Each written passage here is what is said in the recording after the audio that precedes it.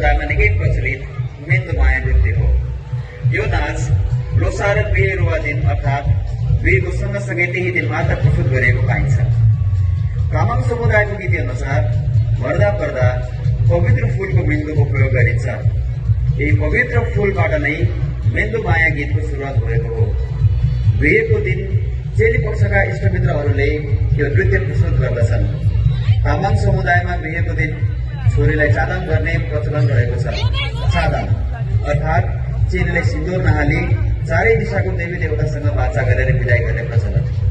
तामाङ समुदायको प्रचलन अनुसार बिहेको दिन ज्वाइँले बच्चादेखि बुढासम्मका सबै आफ्ना मान्यजनहरूलाई घोडा टेकेर नै रोक्ने प्रचलन छ।